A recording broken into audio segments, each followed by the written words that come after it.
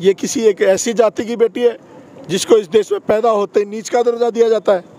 अगर ये लड़की ब्राह्मण बनिए ठाकुर की होती तो क्या जब भी यही व्यवहार होता? दिल्ली बंद का आह्वान हमें इसीलिए करना पड़ा कि सरकार इसमें कुछ बोल नहीं रही है।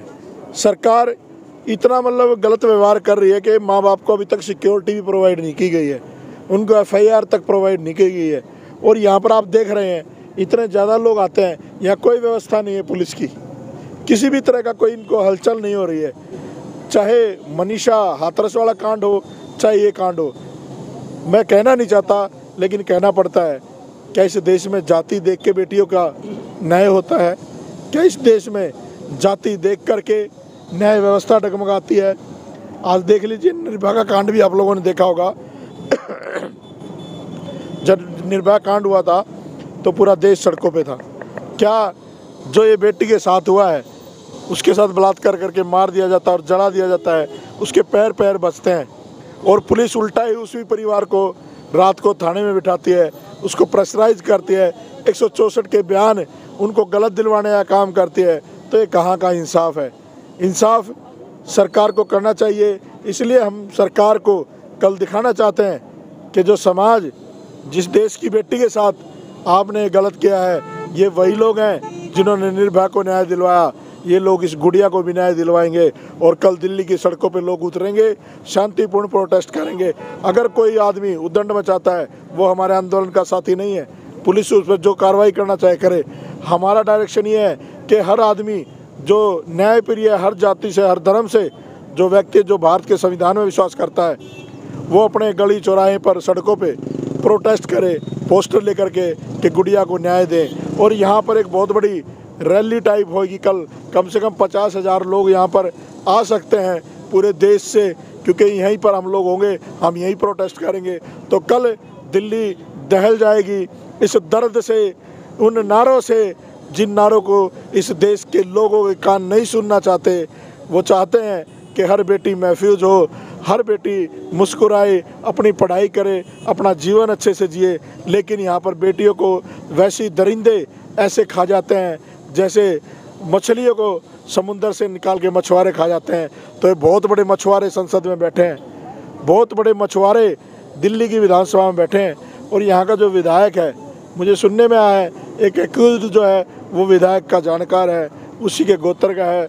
पता नहीं ये बात कहाँ तक सच है। अगर विधायक के प्रेशर में आगे केजरीवाल काम नहीं कर रहा तो ऐसे केजरीवाल पर, ऐसे मुख्यमंत्री पर हम सेम करते हैं, क्योंकि ये वही केजरीवाल जब कुछ नहीं था तो निर्भया के लिए धरने में बैठा था। आज मुख्यमंत्री है, अगर 2 दिन यहाँ बैठ जाता तो मोदी की चूल्हे हिल जाती, उसको न्याय देना पड़ता। लेकिन इससे साबित होता है कि केजरीवाल कांग्रेस और बीजेपी का दलाल है, ये दलाली कर रहा है दिल्ली के लोगों की बैठ करके। क्या लगता है कि भारत बंद कभी होता है कभी दिल्ली बंद, तो इसका असर पड़ेगा मोदी सरकार पर? देखिए, मैं आपको बताना चाहता हूँ 2 अप्रैल इन्हीं बहुजन समाज के लोगों ने किया था और एक दिन में SC/ST एट्रोसिटी एक्ट को वापस बहाल करवा दिया था। ये वो ताकत है बहुजन समाज की। जिस दिन ये सड़कों पे अपना हक और राजपाट लेने के लिए उतर गए तो ये मोदी जैसे लोग मंदिरों में मठों में बैठे मिलेंगे या ये भाग जाएंगे इस देश को छोड़ करके। इन लोगों को मत छेड़ो, ये इस देश के मूल निवासी हैं। ये वैसे लोग नहीं हैं जो बेचारे बॉर्डर पे बैठे हैं कि वो न्याय मांग रहे हैं और ये लोग न्याय नहीं दे रहे हैं। ये लोग बड़े खूंखार जाति के मूल निवासी लोग हैं। अगर अपनी बहन बेटियों की इज्जत का बदला हमें नरसंहार करके भी लेना पड़ा तो हम लोग पीछे हटने वाले लोग नहीं हैं।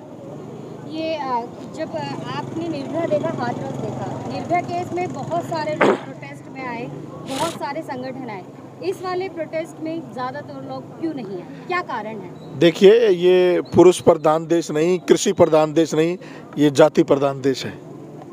यहाँ पर इज्जतें भी उनकी लूटी जाती हैं जो कमज़ोर समाज होता है, जो कमज़ोर लोग होते हैं। और कमज़ोर लोगों के साथ कोई खड़ा नहीं होता, लेकिन कमज़ोर लोगों को इकट्ठा हो गए अगर लड़ाई लड़े तो बहुत से मजबूत शासन को, प्रशासन को, सरकार को गिरा सकते हैं। आप देखिए, महिला आयोग भी दिल्ली में है, कहाँ है स्वाति मालीवाल? मीनाक्षी लेखी यहाँ से सांसद है, कहाँ है? क्या इनके बेटियाँ नहीं हैं? क्या इनके कभी बच्चे नहीं होंगे? क्या ये लोग, इनकी शर्म हया मर गई है? राजघाट पे क्या ड्रामा करने के लिए बैठी थी स्वाति मालीवाल, कानून राव? आज क्या होगा? ये किसी एक ऐसी जाति की बेटी है जिसको इस देश में पैदा होते ही नीच का दर्जा दिया जाता है। अगर ये लड़की ब्राह्मण बनी है ठाकुर की होती तो क्या जब भी यही व्यवहार होता? आप मानते हैं यानी इस केस में जाति महत्व रखती है? देखिए, जाति प्रधान देश है। यहाँ पैदा होने के बाद स्वर्ग में जाने तक की आपकी जाति लिखी जाती है। लेकिन सरकार, मोदी सरकार में ओबीसी और तमाम लोगों को मंत्रिमंडल में शामिल किया गया, महिला मंत्रिमंडल पूरा बन गया है। देखिए, ये जो हमारे संसद में लोग बैठे हैं, जो भी हमारा प्रतिनिधित्व कहते हैं, वो राजनीतिक रंडियों की तरह हैं। अपनी रोटियां सेकते हैं वहाँ पर, अपने बच्चों के लिए पैसा कमाते हैं, कोठी बंगले बनाते हैं। उनको समाज से कोई लेना देना नहीं है। वो सारे के सारे हरामखोर कातिया के कुत्ते हैं।